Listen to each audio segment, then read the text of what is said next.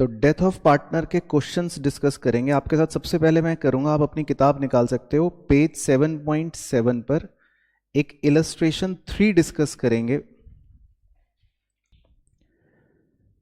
चलो, तो इसमें देखो इलस्ट्रेशन 3 में क्या है। Sanjay, Ajay and Karan were partners sharing profits in the ratio 3:2:1। Karan died on 31 जुलाई। तो करण का मतलब हो गया ये आखिरी वाला पार्टनर, आखिरी वाले पार्टनर जिसका शेयर है 1/6, और इसकी मृत्यु हो रही है 31 जुलाई को। तो आमतौर पे हमारे साल जो होते हैं वो 31 मार्च को एंड हो जाते हैं। तो आपको हमेशा 1 अप्रैल से काउंटिंग कर लेनी चाहिए कि भाई उसके मरने तक, उसके मरने उपरांत कितने महीने हो गए। अप्रैल का पूरा महीना, मई का पूरा महीना, जून का पूरा महीना, जुलाई का पूरा महीना। तो इसका मतलब ऐसा लिख सकते हैं कि करण जो है वो 4 महीने के बाद मर गया नए फाइनेंशियल ईयर में, right. Sanjay and Karan decided to continue the business. तो यहां पर संजय एंड अजय है, ये मिस प्रिंटिंग है क्योंकि करण तो मर गया। फिर इसके बाद लिखा है शेयर ऑफ प्रॉफिट्स और loss of the deceased partner from the beginning of the year up to the date of death was to be determined on the basis of last year's profit. अब देखो मैंने आपको क्या सिखाया था कि हर question की अपनी एक लैंग्वेज होती है कि हमें शेयर ऑफ प्रॉफिट निकालने के लिए क्या बेस लेना है। तो इसमें उसने बोला कि लास्ट ईयर का प्रॉफिट लेना है, राइट। अब वो कह रहा है कि लास्ट ईयर में तो लॉस हुआ था, लास्ट ईयर लॉस वाज 1,80,000। तो ये बताओ क्षितिज भाई कि ये हमारा on the basis of sales निकलेगा कि ये on the basis of time निकलेगा, बताओ। सेल्स निकलेगा, वेरी गुड। तो अब गाल पे थप्पड़ लगाओ जल्दी से। इस पूरे सवाल में सेल्स वर्ड कहां आया? कहीं भी नहीं। इस पूरे सवाल में कहीं आपको प्रीवियस ईयर की सेल दे रखी है? कहीं भी नहीं। तो आपने कैसे कह दिया कि सेल्स के बेसिस पर निकलेगा? इसमें तो पूरे सवाल में सेल्स वर्ड, टर्नओवर वर्ड ही नहीं है। तो इसका मतलब आपको किस बेसिस पर निकालना पड़ेगा? टाइम के बेसिस पर निकालना पड़ेगा। क्लियर हो गया पहले इतना पॉइंट? तो टाइम का मतलब हो गया 4 महीने। तो 1,80,000 को अब 4/12 करो पहले तो, कि ये कितना आएगा? ये आ जाएगा 60,000, 60। तो पहले इतना लिख देता हूं 60। तो ये तो आ गया 4 महीनों का लॉस, ये तो आ गया 4 महीने का लॉस। क्लियर हो रहा है पॉइंट? अब ये लॉस जो है हमें करण को देना है, या बेसिकली करण से लेना है टेक्निकली। तो करण का शेयर कितना बोला था मैंने? 1/6। तो आप अब इस 60,000 का 1/6 निकाल दो तो कितना आएगा? 10,000, राइट। तो देखो इनकी पहले मैं कैलकुलेशन पार्ट पर हूं, पहले कैलकुलेशन पार्ट पर हूं, 10,000 पर हूं, कैलकुलेशन पार्ट ओके। अब दूसरा पार्ट था अकाउंटिंग। तो अब देखो अकाउंटिंग हमारी क्या बनेगी कि क्या इनका प्रॉफिट शेयरिंग रेशियो चेंज हुआ क्या? संजय और अजय का नहीं हुआ, प्रॉफिट शेयरिंग रेशियो चेंज नहीं हुआ। तो इसका मतलब अब हमें profit and loss suspense account open कर देना पड़ेगा। तो लॉस के शेयर के लिए आपको अकाउंटिंग एंट्री क्या लिखवाई थी? चेक कर लो कॉन्सेप्ट में। Deceased partner capital account debit to profit and loss suspense account. और यह भी बताया था कि ये जो profit and loss suspense account credit हो रहा है ये कहां पर जाएगा? लायबिलिटी साइड में, according to complete concept. Clear हो गया पॉइंट? तो ये छोटा सा क्वेश्चन आ सकता है 2 नंबर में, तो आपको पता होना चाहिए कि कैसे हमको शेयर निकालना है।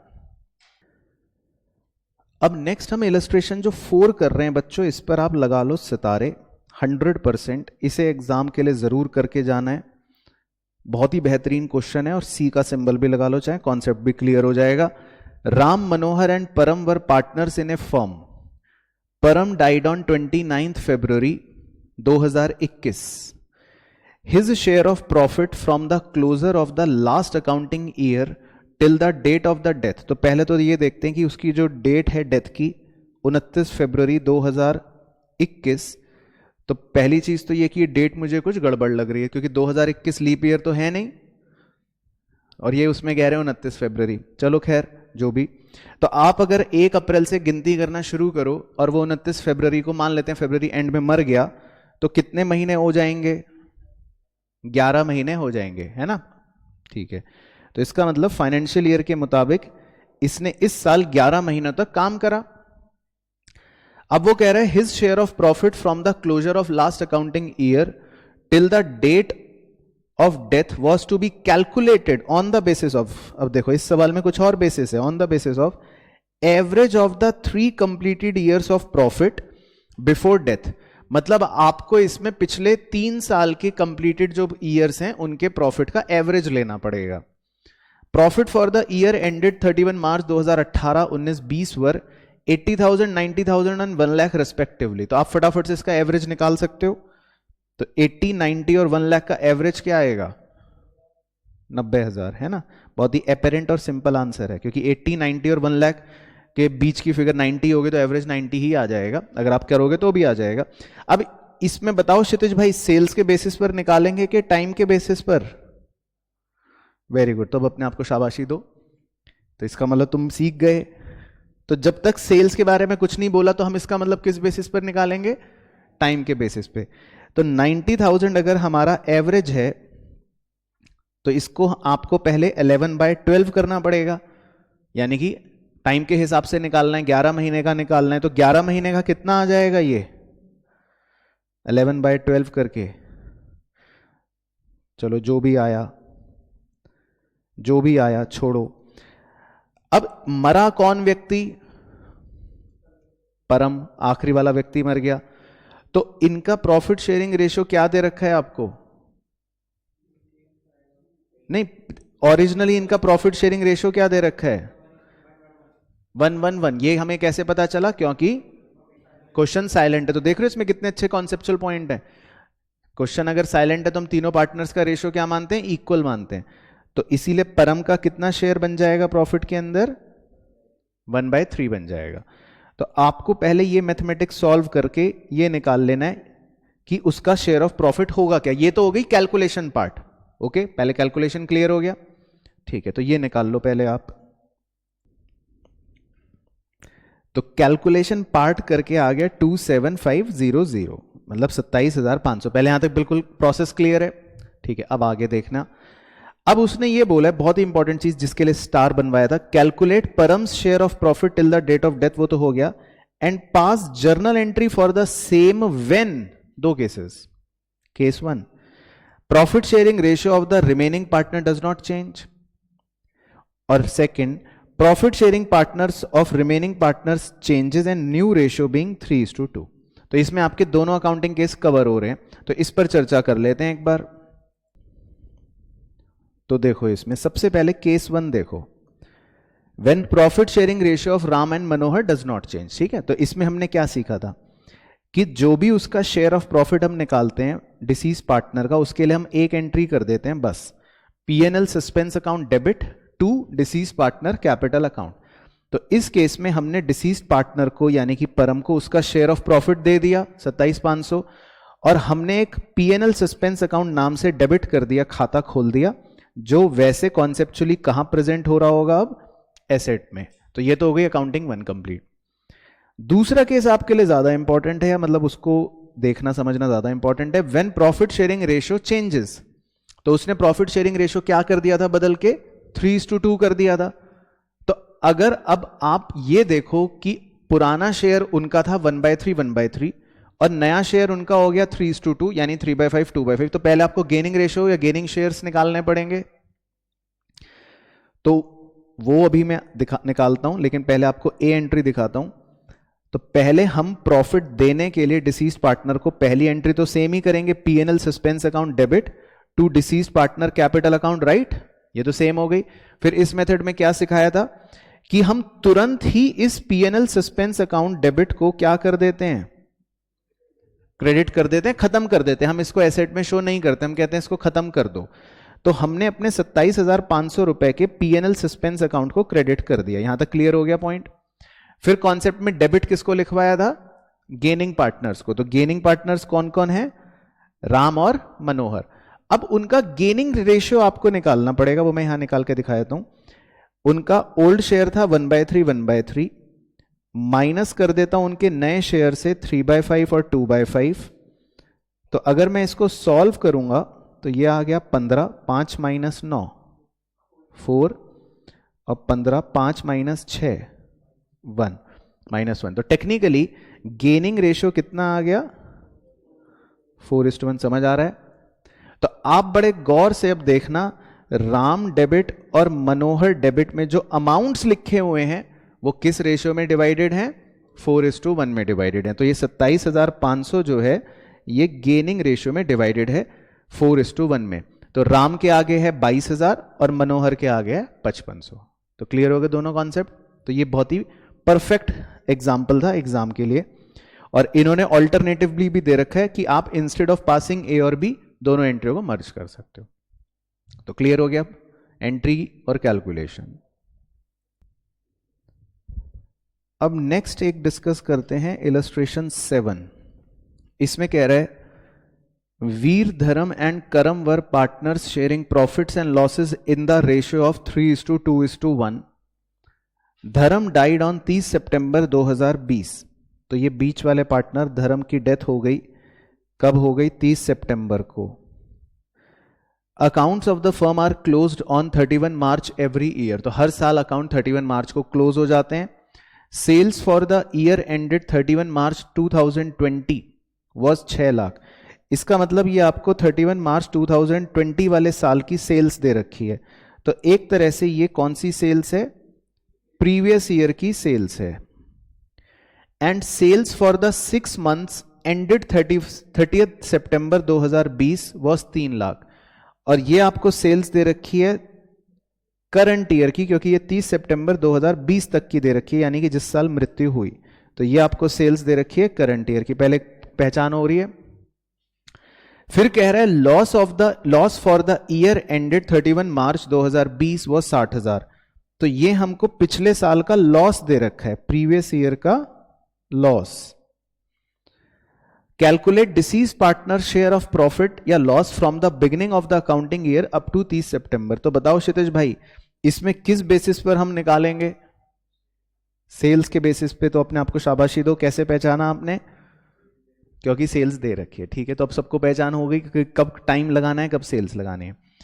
तो अब हम इसमें समय का हमारा कोई यूज नहीं है, वो 6 महीने बाद मरे, चाहे 6 दिन बाद मरे, चाहे 6 साल बाद मरे, इसमें समय का कोई यूज नहीं है। अब आपको क्या सिखाया था, सीधा वो फ्रैक्शन बताना जरा। प्रीवियस ईयर का प्रॉफिट, लेकिन क्योंकि लॉस है तो 60,000 लिख लेता हूं।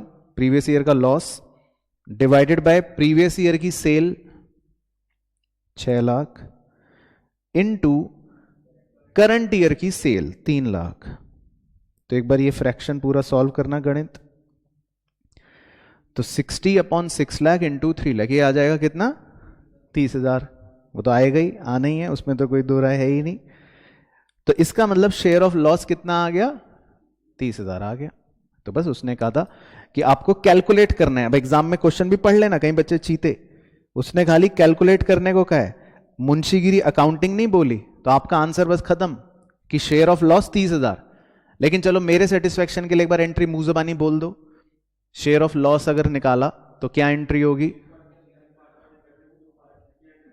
Perfect, deceased partners capital account debit to P&L suspense account.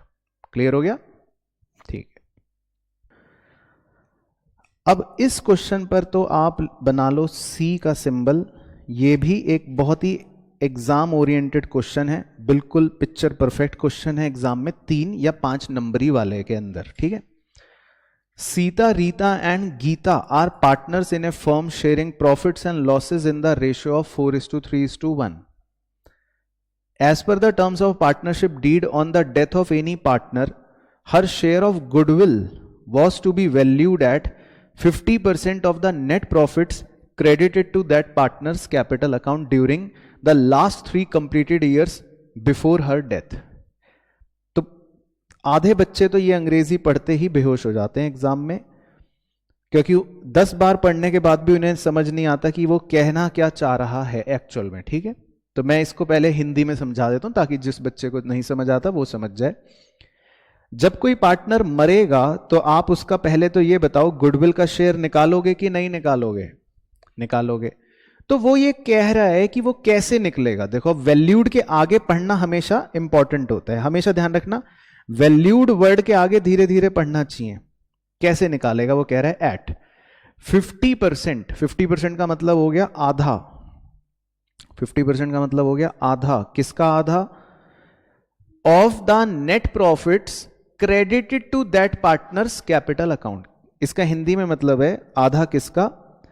उस नेट प्रॉफिट का जो हमने पार्टनर को क्रेडिट करा है, उस पार्टनर को, दैट पार्टनर मतलब कि जो पार्टनर मरा है, जो पार्टनर मरा है उसको क्रेडिट करा है। तो मैं हिंदी में लिख देता हूं, जो पार्टनर मरा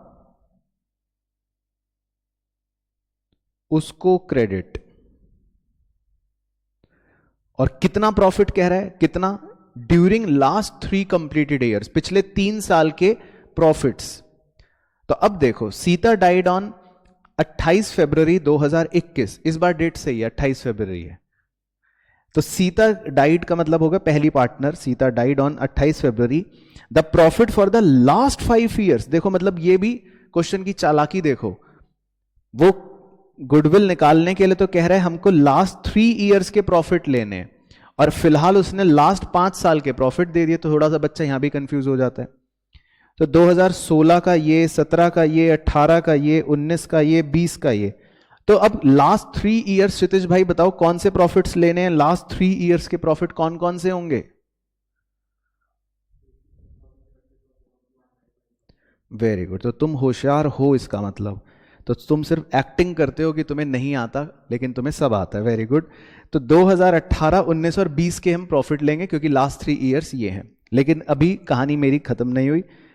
अब एक बार जरा इन लास्ट 3 ईयर्स के प्रॉफिट को जोड़ लेता हूं, यानी 1,05,000 प्लस 30, और आप भी मेरी मदद करना, प्लस 84। तो जरा एक बार ये जोड़ के बताओ कि ये कितना आएगा।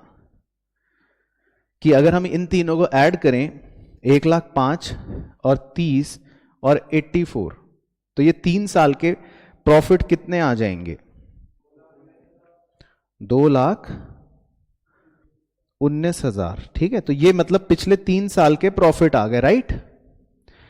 अब उसकी अंग्रेजी ये कह रही थी कि जितना प्रॉफिट हमने उस पार्टनर को क्रेडिट करा, उस पार्टनर का मतलब है जो मरा, तो ये पूरा प्रॉफिट क्या सीता का होगा?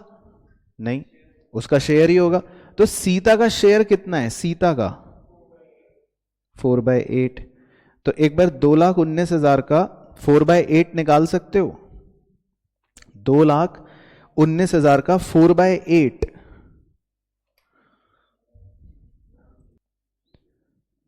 ये आएगा 1,09,500, मतलब 1,09,500। इसका मतलब हमने सीता को तो इतना ही दिया होगा 3 सालों में। यहां तक सब बच्चे सेटिस्फाइड हैं? क्लियर। तो उसकी अंग्रेजी है कि पिछले 3 सालों में हमने जितना भी प्रॉफिट क्रेडिट करा है सीता को, यानी कि 1,09,500। क्लियर। उसका क्या करना है? आधा, 50%, आधा कर दो। अब इसका आधा और कर दो, तो 1,09,500 का आधा और कर दो बच्चों, आधा। तो मेरे ख्याल से कितना आ जाएगा? 54750। तो ये आपका गुडविल का शेयर आ गया बच्चों, सीता का। तो बेसिकली गुडविल का देखो शेयर निकलवाने के लिए उसने क्या क्या कहानी रची, बट समझ आ गया। तो ये क्वेश्चन इसीलिए इंपॉर्टेंट है, ये एग्जाम में देखो आ भी चुका है कई बार। तो अब क्लियर हो गया, इस तरह की लैंग्वेज कैसे भी बनाएगा तो इस तरह से आप कर सकते हो। अब उसके बाद दे रखा है G on date of Sita's death. अब यहां से देखो क्वेश्चन का एक अलग पार्ट आ गया। कह रहा है सीता की डेथ वाले दिन building was found under valued bye 80%। Building जो है वो 80,000 रुपए कम पाई गई। तो इसका मतलब आपको बढ़ानी पड़ेगी। तो ये आपके लिए क्या हो जाएगा? फायदा। फिर calculate the amount of Sita share of goodwill in the firm. ये तो हमने निकाल ही लिया था अभी अभी, जिसपे पूरी लंबी चौड़ी चर्चा करी कि 54,750। And record the adjustment journal entry of goodwill and revaluation of building. तो एक बार रिवैल्यूएशन ऑफ बिल्डिंग की जर्नल एंट्री बोलना ओरली, ये तो सेम है क्योंकि इसका तो कोई चेंज नहीं है कॉन्सेप्ट। तो बिल्डिंग का फायदे की एंट्री क्या होगी? Building account debit to revaluation. फिर रिवैल्यूएशन में गेन आ गया, तो उस गेन को बांटने की एंट्री, बिल्कुल सही, revaluation account debit to partners capital account. किस रेशो में? ओल्ड रेशो में, 4:3:1 में, बिल्कुल सही। और फिर उसने कहा the new profit sharing ratio between Rita and Gita will be equal. इसका मतलब रीता और गीता का एक तो पहली बात तो प्रॉफिट शेयरिंग रेशियो चेंज हो गया, तो अब आपको गेनिंग रेशियो निकालना पड़ेगा, और वो तो वैसे भी निकालना पड़ेगा क्योंकि गुडविल की जर्नल एंट्री जो होती है, अगर वैसे मैं कहूं कॉन्सेप्चुअली, तो आपने रिटायरमेंट में जो पढ़ी थी वो सेम होती है। एक बार ओरली बोलना क्या थी? Gaining partner debit to deceased partner या जाने वाला पार्टनर, बस रिटायरिंग की जगह डिसीज पार्टनर आ गया, और टू सैक्रिफाइसिंग अगर कोई होगा तो अब चेक करवाते हैं आपको। तो देखो पहली एंट्री क्या, बिल्डिंग टू रिवैल्यूएशन, तो ये हो गई हमारे फायदे की एंट्री। फिर उसके बाद इस रिवैल्यूएशन गेन को हमने बांट दिया तीनों पार्टनर्स के बीच में 4:3:1 में, तो उसकी एंट्री हो गई revaluation account debit to Sita to Rita to Gita, right, ये दोनों सिंपल। और मेन आप गुडविल वाली एंट्री देख लो नीचे जो सेम एज रिटायरमेंट है, रीता डेबिट क्योंकि ये गेनिंग पार्टनर है, गीता डेबिट क्योंकि ये गेनिंग पार्टनर है, टू सीता, सीता का हमने निकाल लिया था कि उसको गुडविल का शेयर हम कितना दे रहे हैं 54,750, तो क्लियर हो गई एंट्री। और गेनिंग रेशियो मैं मान के चल रहा हूं कि आप निकाल लोगे जो 1:3 आएगा, तो ये गुडविल का शेयर 1:3 में डिवाइड हो जाएगा रीता और गीता के बीच में, जो यहां पर आपको दे रखा है।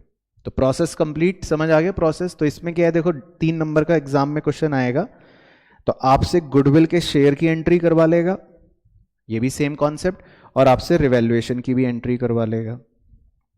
क्लियर? अब ये इलस्ट्रेशन जो है ये आपके लिए 5 नंबर का बिल्कुल प्योर इलस्ट्रेशन है, अगर एग्जाम में आता है, और बहुत ही इंपॉर्टेंट भी है क्योंकि इसमें कुछ नई बातें हो सकते हैं जो आपको देखने को मिले, या काफी रेलिवेंट क्वेश्चन है इन टर्म्स ऑफ कॉन्सेप्ट।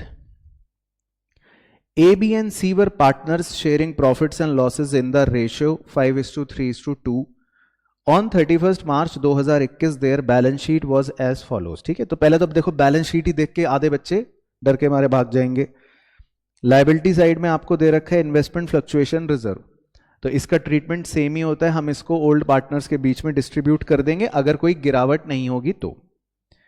दूसरा है वर्कमैन कॉम्पनसेशन रिजर्व, ये भी स्पेशल रिजर्व हो गया, ये भी हम पार्टनर्स के बीच में डिस्ट्रीब्यूट कर देंगे अगर कोई वर्कमैन कॉम्पनसेशन लायबिलिटी नहीं होगी तो। बाकी चलो ठीक है, सन्ड्री क्रेडिटर है। उसके बाद एसेट साइड में दे रखा है एग्जिस्टिंग गुडविल, इसका क्या करना है, इसे राइट ऑफ करना है तीनों पार्टनर्स के रेशियो में 5:3:2 में। ठीक है, उसके बाद पेटेंट मशीन ये लोन टू सी, भगवान ना करे अगर सी की मृत्यु हो गई तो बताओ इसको क्या करोगे, उसके कैपिटल अकाउंट में डेबिट साइड पे डाल दोगे। क्लियर? फिर कैश एट बैंक, चलो ठीक है। उसके बाद है एडवर्टाइजमेंट एक्सपेंडिचर, ये क्या है, कूड़ा, इसको राइट ऑफ कर देंगे ओल्ड रेशियो में। और उसी के नीचे पीएनएल अकाउंट भी दे रखा है, ये क्या है, कूड़ा, क्योंकि एसेट साइड पे दे रखा है, तो ये दोनों कूड़े क्या हो जाएंगे, ये भी ओल्ड रेशियो में राइट ऑफ हो जाएंगे। तो मतलब बैलेंस शीट के अंदर ही आप देखोगे कितने अच्छे अच्छे आइटम्स हैं। तो पहले तो एग्जिस्टिंग गुडविल राइट ऑफ, दो कूड़े वो भी राइट ऑफ, क्लियर होगी बैलेंस शीट। फिर नीचे दे रखा है सी डाइड ऑन 1 अगस्त, तो सी की मृत्यु हो गई है 1 अगस्त को, तो कितने महीने हो गए एक बार काउंट कर लें, अप्रैल का पूरा महीना, मई का पूरा महीना, जून का पूरा महीना, जुलाई का पूरा महीना, 4। अगस्त का तो पहला ही दिन है तो अगस्त को काउंट नहीं करेंगे, है ना, ये तो सबको याद होगा ना। उसके बाद C had withdrawn 5,000 during the period from 1 April to the date of death. C ने 5,000 रुपए भी विड्रॉ करे हैं अपनी डेथ तक, तो बताओ ड्रॉइंग्स को कहां लिखोगे, कैपिटल अकाउंट में डेबिट साइड पे। It was agreed between his executor and the remaining partners that number 1, goodwill will be valued at 2.5 years purchase of the average of 4 completed years profit। अब ये बताओ, ये goodwill का chapter वैसे तो term 1 में पहले था, तो क्या हम सीबीएसई से झगड़ा कर सकते हैं कि ये लाइन क्यों दे दी आपने, हम तो नहीं निकालेंगे गुडविल, हमें दो बना के, तो हम नहीं कह सकते। तो आपको इसका मतलब गुडविल निकालना आना चाहिए, बट आई होप बड़ा सिंपल है, आपको सबको याद होगा। हम लास्ट 4 साल के प्रॉफिट्स का एवरेज कर लेंगे और उसको 2.5 से मल्टीप्लाई कर देंगे, ठीक है। अब यहां पर एक बड़ा अच्छा पॉइंट है सितारा, जब आप नीचे देखोगे तो उसने profit for the year ended दे रखे हैं 31 मार्च 2018 1,01,000, 31 मार्च 2019 14,000, 31 मार्च 2020 का 16,000। तो उसने 3 साल के प्रॉफिट्स दे रखे हैं, लेकिन वो ये कह रहा है कि मुझे 4 साल के प्रॉफिट्स का एवरेज करना है। तो प्रश्न ये है कि चौथे वर्ष का प्रॉफिट कहां दे रखा है? Very good. आपको चौथे साल का जो प्रॉफिट है यानी कि 2021 का जो प्रॉफिट है वो आपको 2021 की बैलेंस शीट में दे रखा है। तो पिछले पेज पर आप देखो, 2021 में आपको बैलेंस शीट में एसेट साइड पे कितने रुपए दे रखे हैं? 75,000, है ना। और क्योंकि ये एसेट साइड में दे रखे हैं, इसका मतलब ये क्या है? लॉस है। तो आप ऐसा समझ लो कि उसने जो पिछले 4 साल के आपको कहा कि प्रॉफिट का एवरेज लेना है, तो वो पिछले 4 साल के जो प्रॉफिट का आप एवरेज लोगे, उसमें एक साल हो गया 1,01,000, फिर हो गया 14,000, फिर हो गया 16,000, और चौथा वाला कौन सा होएगा? 75,000, वो भी नेगेटिव क्योंकि वो लॉस है। क्लियर हो गया मेरा पॉइंट? तो समझ गए इस क्वेश्चन के इस पॉइंट की चालाकी? ठीक है, तो फिर हम एवरेज निकाल लेंगे और एवरेज को 2.5 से मल्टीप्लाई कर देंगे तो गुडविल आ जाएगी। उस गुडविल में आप किसका शेयर निकालोगे? सी का, और फिर गुडविल की वो कॉन्सेप्चुअल एंट्री पास कर देंगे। मैं ओरली बोल रहा हूं, बाद में दिखाऊंगा। A debit B debit to C. चलो सेकंड पॉइंट, अब ये वाला पढ़ो। C's share of profit from the beginning of the accounting year till the date of death be calculated. अब हमको सी का शेयर ऑफ प्रॉफिट भी निकालना है, तो वो कैसे निकालना है? Calculated on the basis of average of 3 completed years profit before death. अब इस बार कह रहा है कि आप उसका जो शेयर ऑफ प्रॉफिट निकालेंगे उसके लिए पिछले 3 साल के कंप्लीटेड ईयर्स के प्रॉफिट का एवरेज कर लीजिए, है ना। तो अब पिछले 3 साल के बताओ प्रॉफिट कौन कौन से होंगे? Very good. एक तो होगा -75 क्योंकि वो तो बिल्कुल 21 का है, फिर एक होगा 16,000 और एक होगा 14,000। समझ गए? बिल्कुल क्लियर। तो ये देखो, ये छोटे छोटे पॉइंट्स इसमें जो ध्यान रखने हैं। बाकी थर्ड पॉइंट में कह रहा है पेटेंट्स वर अंडर वैल्यूड, तो हम इसकी वैल्यू को बढ़ा देंगे, फायदा हो गया। मशीन वॉज ओवर वैल्यूड, तो इसकी वैल्यू को हम कम कर देंगे तो नुकसान हो गया। फोर्थ में कह रहा है market value of investment was 42, तो बैलेंस शीट में आपको इन्वेस्टमेंट कितनी दे रखी थी? 3,000, और यहां मार्केट वैल्यू कितनी हो गई? 42, तो यहां पे तो बढ़ोतरी हो गई। तो इन्वेस्टमेंट की वैल्यू में अगर 1,200 की बढ़ोतरी हुई तो ये क्या है? फायदा। तो इसको हम कहां लिखेंगे? रिवैल्यूएशन में। तो इसको भी हम कहां लिखेंगे? रिवैल्यूएशन में। ठीक है, क्लियर हो गया पॉइंट।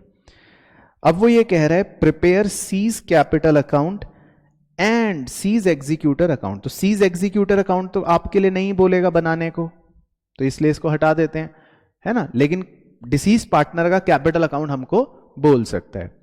तो इसमें पहले मैं 2 पार्ट पर ज्यादा फोकस करूंगा और आप भी करना। हम पहले गुडविल की कैलकुलेशन और शेयर ऑफ प्रॉफिट की कैलकुलेशन पर फोकस करेंगे, राइट। चलो, तो पहले मैं ना गुडविल की कैलकुलेशन की बात करता हूं। आप भी अपनी किताब में देखना, मैं भी अपनी किताब से कर रहा हूं। गुडविल की कैलकुलेशन में देखो, हमने कहा था, उसने कहा था 4 साल के आपको प्रॉफिट्स लेने हैं पिछले। तो 1,01,000, 14,000, 16,000, और जो सबसे इंपॉर्टेंट पॉइंट है वो ये कि 2021 में बैलेंस शीट में लॉस था 75, तो उसको आपको चौथे साल का एक तरह से लॉस बनाकर लेना है, फिर उनका एवरेज आ जाएगा यानी कि डिवाइड बाय 4, और फिर आप उसको 2.5 यानी नंबर ऑफ ईयर परचेज से मल्टीप्लाई करोगे। तो एक बार ये बता दो सब बच्चों को, प्रोसेस क्लियर है कि ये क्या पॉइंट है लॉस का? ठीक है, तो इसको सॉल्व करके निकालो कि क्या आ रहा है। 56,000 बटे 4 इंटू 2.5, तो कितना आ गई गुडविल? 35। अब कौन मरा था इसमें? सी। तो आपको निकालना पड़ेगा इसमें सी का शेयर ऑफ गुडविल। तो सी का शेयर क्या था? सी का शेयर था 2/10। तो ये बन जाएगा आपका 7,000। तो गुडविल में डिसीज पार्टनर का शेयर आ गया 7,000। ठीक है ना? तो सबसे पहले यहां तक सब बच्चों देख लो कि ओके हो गया, सबको क्लियर हो गया? परफेक्ट। फिर निकालते हैं उसका शेयर ऑफ प्रॉफिट जो उसने कहा था कि सी का शेयर ऑफ प्रॉफिट भी निकाल लो, और उसके लिए उसने कहा था कि पिछले 3 साल का आप एवरेज प्रॉफिट ले लेना। तो पिछले 3 साल हमने कौन से डिस्कस करे थे कि पिछले 3 साल कौन कौन से होंगे? एक तो 14,000 वाला, एक 16,000 वाला है ना, 2019, 2020 और 2021 में तो क्या हुआ है? -75। तो अगर मैं पहले 3 साल का एवरेज निकालूं, पिछले 3 साल का एवरेज प्रॉफिट निकालूं, तो ये नेगेटिव आना शुरू हो जाएगा मेरे हिसाब से। तो नेगेटिव 45/3, 15, नेगेटिव 15 आना शुरू हो जाएगा। तो इसको मैं ऐसे लिख लूं एक तरह से कि भाई ये एक तरह से लॉस आ रहा है कि पिछले 3 साल का जो एवरेज है, जो पिछले 3 साल का एवरेज है वो लॉस है बेसिकली 15,000, है ना? यहां तक ओके? अब हम बताओ क्षितिज भाई, इसमें उसका शेयर ऑफ प्रॉफिट टाइम के हिसाब से निकाल रहे हैं कि नहीं? टाइम के हिसाब से निकाल रहे हैं, पक्का श्योर? तो बताओ कितने महीने बाद उसकी मृत्यु हुई थी? 4 महीने। तो आपको किससे मल्टीप्लाई करना पड़ेगा? 4/12 से, ताकि हम इस 15,000 के एवरेज लॉस को 3 महीने का, या सॉरी 4 महीने का बना सके, क्योंकि वो 4 महीने बाद ही मर गया। तो कितना आ जाएगा 4 महीने का लॉस? 5,000। तो क्या ये 4 महीने का पूरा लॉस आप सी के माथे पर मड़ दोगे? नहीं सर। तो आपको इन 4 महीनों के लॉस में सी का शेयर निकालना पड़ेगा, और सी का शेयर था 2/10। तो ये कितना आ जाएगा? 1,000। तो अल्टीमेटली सी का जो शेयर ऑफ लॉस आएगा वो 1,000 आएगा। तो समझ पा रहे हो बात को पूरा अच्छे से? तो ये डिसीज पार्टनर का शेयर ऑफ लॉस आ गया। क्लियर? तो मेन ये दोनों कैलकुलेशंस थी हमारे लिए, ये क्लियर हो गई। बाकी पोस्टिंग्स चेक करते हैं अब। चलो, तो अब देखो बच्चों बहुत ध्यान से, बहुत ही अच्छा सवाल था। बाय बैलेंस बीडी, ठीक है? तो सी का सबसे पहले कैपिटल बैलेंस आ गया, सिंपल। उसके बाद रीवैल्यूएशन हम मान रहे हैं कि हम बना लेंगे, उसमें गेन आ जाएगा, और उस रीवैल्यूएशन गेन में आप सी का शेयर निकाल लोगे। तो वो मैं मान के चल रहा हूं कि वो तो सिंपल पार्ट है, एज यूजुअल पार्ट है। तो हमने क्या दे दिया? रीवैल्यूएशन में गेन का सी का शेयर उसको क्रेडिट कर दिया 3,000 रुपए। तो ये पोस्टिंग भी ओके हो गई। अब उसके बाद हमने गुडविल का क्या शेयर निकाला था? 7,000, है ना? गुडविल का शेयर क्या निकाला था? 7,000। तो गुडविल की जर्नल एंट्री मैंने ओरली बोली थी, ए डेबिट बी डेबिट टू सी बोली थी, है ना? गुडविल के शेयर की ए डेबिट बी डेबिट टू सी, क्योंकि ए और बी गेनिंग पार्टनर होते हैं। तो उनका गेनिंग रेशियो मैं मान रहा हूं कि अब आप निकाल लोगे। तो जो 7,000 शेयर है वो बाय ए और बाय बी के गेनिंग रेशियो में बेसिकली डिवाइडेड है। तो यहां पर आप जो बाय ए और बाय बी की पोस्टिंग्स देख रहे हो, ये टेक्निकली क्या है? उसका शेयर ऑफ गुडविल है जो 7,000 आया था। क्लियर हो गया पॉइंट? फिर उसके बाद हमने बैलेंस शीट में 2-2 रिजर्व्स मार्क करे थे। एक था इन्वेस्टमेंट फ्लक्चुएशन रिजर्व, तो वो हम पूरा का पूरा बांट देंगे, तो सी का शेयर हो गया 700। और एक था इन वर्कमैन कॉम्पनसेशन रिजर्व, वो भी हम पूरा का पूरा बांट देंगे, तो सी का शेयर हो गया 700। तो पहले क्रेडिट साइड की यहां तक की पोस्टिंग बिल्कुल ओके हो गई, ठीक है? फिर उसने कहा था क्वेश्चन ने कि सी ने ड्राइंग्स भी करी थी, तो आपने कहा था सर इसको डेबिट साइड में लिख दो, ड्राइंग्स आ गई। फिर हमने एसेट साइड में 3 चीजें मार्क करी थी, मुझे याद है। एक एग्जिस्टिंग गुडविल, तो हम उसको राइट ऑफ कर देंगे, तो सी का शेयर आ गया 1000। एक था एडवर्टाइजमेंट सस्पेंस या एडवर्टाइजमेंट एक्सपेंडिचर, तो उसमें सी का शेयर निकाल देंगे, 200 रुपए वो आ गया, और एक क्या था, प्रॉफिट एंड लॉस, वो भी कूड़ा था 75,000, तो 75,000 में आप सी का शेयर 2/10 निकाल दोगे तो आ गया 15,000। तो ये तीनों कूड़े डेबिट में आ गए। फिर आपने निकाला था शेयर ऑफ लॉस, जो अभी अभी हमने वर्किंग करी थी, शेयर ऑफ लॉस कितना निकाला था, 1,000 रुपए। तो शेयर ऑफ लॉस की एंट्री क्या होती है, deceased partner capital account debit to PNL suspense, तो ये आ गया डिसीज पार्टनर का शेयर ऑफ लॉस 1,000। क्लियर। और फिर एक और बैलेंस शीट में मैंने आइटम दिखाया था आपको, loan to C asset side पे था 41, तो उसको हम कहां ट्रांसफर करेंगे, सी के कैपिटल अकाउंट में डेबिट साइड पर, तो 41। तो इससे बेस्ट एग्जाम्पल नहीं हो सकता कैपिटल अकाउंट बनाने का डिसीज पार्टनर का, तो ये बिल्कुल इसलिए बोल रहा हूं एग्जाम का प्राइमेस्ट क्वेश्चन बन सकता है। तो जब आप टोटल करोगे तो मजेदार बात इसमें और भी पता है क्या हो रही है, कि डेबिट साइड का टोटल जो है वो ज्यादा आ रहा है, तो उससे कोई फर्क नहीं पड़ेगा आपकी सेहत पे, आप डेबिट साइड का टोटल कर दोगे वो ज्यादा आ जाएगा, तो आपका बैलेंसिंग फिगर बचेगा क्रेडिट साइड पर 14,800, लेकिन आप लिखोगे क्या, वही डिसीज पार्टनर का एग्जीक्यूटर, तो by C's executor account balancing figure आ जाएगी। और इसकी अगर जर्नल एंट्री करनी पड़ जाए तो क्या करोगे, एक बार ओरली बोल दो, सही, तो इसकी जर्नल एंट्री हो गई C's executor account debit to C's capital account. तो इस बार हम एग्जीक्यूटर से कह रहे हैं भाई तुम्हें देने नहीं है हमें, उल्टा हम तो तुमसे लेंगे, क्योंकि इस बार एक तरह से डेबिट बैलेंस बच रहा है। तो ये इसका मीनिंग था। बट सारी पोस्टिंग आप देख लोगे अच्छे से, बिल्कुल क्लियर हो गई सब बच्चों को, इसमें कोई डाउट तो नहीं है, परफेक्ट। अब एक टॉपिक जो है, ये बच्चों टॉपिक हम सिर्फ सेफ्टी मार्जिन के लिए कर रहे हैं आपके साथ डिस्कस, मतलब आने की संभावना नहीं है, बट फिर भी आपको इसलिए कर रहा हूं क्योंकि किताब में दे रखा है। एक सेक्शन 37 होता है इंडियन पार्टनरशिप एक्ट 1932 में, ये क्या है पहले समझा देता हूं, इसकी भूमिका क्या है।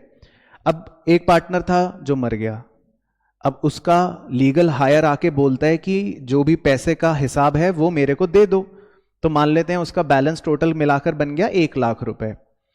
अब रिमेनिंग पार्टनर्स मान लो बदमाश है, उन्होंने उसको बोला कि बेटा तुम एक काम करना, तुम कल आ जाना पैसे लेने। वो कल आया, हमने फिर उसको पैसे दिए नहीं, भगा दिया, क्योंकि वो छोटा बच्चा है। फिर वो और अगले महीने आया, हमने फिर भगा दिया। तो कई बार हम डिसीज पार्टनर के पैसे को देने में देरी कर देते हैं। क्या कर देते हैं, देरी कर देते हैं, डिले कर देते हैं। तो ऐसे में फिर वो बच्चा एक वकील के पास गया, उस वकील ने कहा कि भाई इंडियन पार्टनरशिप एक्ट 1932 में आपकी सुविधा के लिए सेक्शन 37 है, जिसमें आपको एक राहत दी गई है। वो राहत क्या है, अब पढ़ो, कि अगर कुछ फुल या पार्ट अमाउंट आउटगोइंग पार्टनर को still remain to be unpaid, मान लो उसका रह जाता है, आप देते नहीं हो, तो ऐसे में he will be entitled to interest in share, interest और शेयर इन प्रॉफिट जो भी होगा mutually agreed among the partners. And उसके बाद सेकंड पॉइंट पढ़ना, if no agreement among the partners then, तो आपके लिए यहां से इंपॉर्टेंट है, आउटगोइंग पार्टनर और his representative have the choice to get either of the following. तो मरे हुए पार्टनर का जो लीगल हायर होता है उसके पास चॉइस होती है कि तुम दो में से कुछ भी ले लो। क्या चॉइस होती है, पहला, भाई जो भी बैलेंस अमाउंट है तुम उस पे 6% पर एनम के हिसाब से कैलकुलेट कर लो, या तो वो ले लो, अगर हमने तुम्हें पैसे देने में देरी करी है तो 6% ब्याज ले लो पर एनम का, या फिर तुम उन 6 महीनों में हमारे कमाए गए प्रॉफिट में से प्रोपोर्शनेट शेयर ले लो, जो तुम्हें अच्छा लगे दोनों में से वो ले लो। तो थ्योरी के लिए ये वाली तो बात हो गई, पहले दोनों बात समझ आ गई कि अगर मान लो मैं आपके पैसे 6 महीने बाद दे रहा हूं तो आपके पास क्या चॉइस होगी, या तो आप बचे हुए बैलेंस पर 6% पर एनम का इंटरेस्ट ले लो मुझसे, या आप ये भी कह सकते हो सर अपने 6 महीने में जो भी आपने प्रॉफिट कमाया है मैं उसमें प्रोपोर्शनेट हिस्सा लेना चाहता हूं। दोनों में से आप कुछ भी ले सकते हो। तो अब ये समझाने के लिए हम एक इलस्ट्रेशन डिस्कस कर लेते हैं, किताब में एक ही है तो लेट्स डिस्कस। अब पढ़ो, देखो इसमें दे रखा है, LBP were partners sharing profits and losses in the ratio 4:3:2. P died on 1 जुलाई। तो देखो लास्ट वाले P की डेथ हो गई on 1 July, on which date the capitals of L, B and P after all necessary adjustment stood at 75, 65 and 45। तो थोड़ा ध्यान से पढ़ना मेरे साथ रुककर। एल की कैपिटल कितनी है इसका मतलब 75, बी की कैपिटल कितनी है इसका मतलब 65, पी की 40 है। तो पी पे फोकस करो, कौन मरा है, पी मरा है। तो एक तरह से हमें पी को कितने रुपए देने हैं 45, समझ गए बात। तो एक तरह से हमें कितने रुपए देने हैं 45, ठीक है, पी को। लेकिन अब आगे पढ़ना, L and B continue to carry on the business for 6 months without settling the account of P. समझ गए अंग्रेजी। तो उन दोनों ने बिजनेस शुरू मतलब चालू रखा 6 महीनों तक और उसका पैसा सेटल नहीं करा। During the period of 6 months year ending 31 December a profit of 50,000 is earned by the firm. इन 6 महीनों में फर्म ने कितना मुनाफा कमा लिया 50,000 रुपए का मुनाफा कमा लिया। पहले आपको क्वेश्चन समझ आ रहा है सब बच्चों को। अब देखो, state which of the 2 options available with Pal's executor under section 37। तो ये तो हो गया थ्योरी पोर्शन कि भाई उसके पास 2 चीजें कौन कौन सी हैं। तो 2 चीजें थ्योरी के लिए बोलनी हो तो मैं बोल दूंगा भाई या तो वो 6% पर एनम ब्याज ले ले या फिर वो प्रॉफिट का अपना प्रोपोर्शनेट हिस्सा ले ले। लेकिन वो दोनों में से लेगा कौन अगर समझदार होगा तो जो भी ज्यादा आएगा, जो भी दोनों में से ज्यादा निकलेगा वो लेगा। तो अब वो दिखाते हैं आपको। तो अब देखो, सबसे पहले फर्स्ट ऑप्शन उसके पास क्या होता है कि वो 6% पर एनम के हिसाब से इंटरेस्ट ले ले। तो पाल का क्या बैलेंस हमने मार्क करा था 45,000। तो अगर आप 45,000 का 6% कैलकुलेट करते हो तो यानी 6/100 और कितने मंथ्स के लिए 6 महीने के लिए। तो 6 महीने समझ गए क्यों कर रहे हैं हम, क्योंकि डिले जो हुआ है वो 6 महीने का हुआ है। सवाल में लिखा था हम कितने महीने बाद उसको मतलब अभी तक पैसे नहीं दे रहे, 6 महीने बाद तक नहीं दे रहे। तो वो हमसे 6% जो इंटरेस्ट लेगा सिर्फ 6 महीने का लेगा। क्लियर हो गया पॉइंट। तो ये आंसर कितना आ जाएगा 1350। तो ये तो हो गया उसके बाद ऑप्शन 1। ऑप्शन 2 जो होता है वो बहुत इंटरेस्टिंग होता है समझना, क्योंकि यहां पर प्रोपोर्शनेट प्रॉफिट का मतलब बच्चे कई बार सोचते हैं बस सीधा प्रॉफिट शेयरिंग रेशियो से तो निकालना है, तो गलत हो जाएगा। प्रोपोर्शनेट शेयर ऑफ प्रॉफिट कैसे निकालते हैं बड़े ध्यान से सुनना। ये बताओ कि तीनों पार्टनर्स की कुल मिलाकर पूंजी कितनी लगी हुई थी बिजनेस में। 75 थी लाल की, बाल की 65 थी और पाल की 45 थी, है ना। तो इसका मतलब तीनों पार्टनर्स की मिलाकर पूंजी कितनी लगी हुई है 185, है ना। अब हम खाली प्रोपोर्शनेट प्रॉफिट देना चाहते हैं पाल को, पी को। तो 185 में से पाल की पूंजी कितनी है खाली 45। तो आप इसको प्रोपोर्शनेट कहते हो। दिस इज बेसिकली प्रोपोर्शन कि अगर फर्म की कुल पूंजी 185 है तो उसमें से पाल की पूंजी कितनी है खाली 45 है।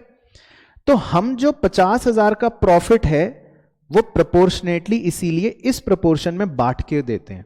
तो 50,000 रुपए का प्रॉफिट कमाया था ना 6 महीने में, तो वो 50,000 रुपए का प्रॉफिट प्रोपोर्शनेटली पाल का कितना निकलेगा 12,162। तो ये ऐसे निकाला जाता है।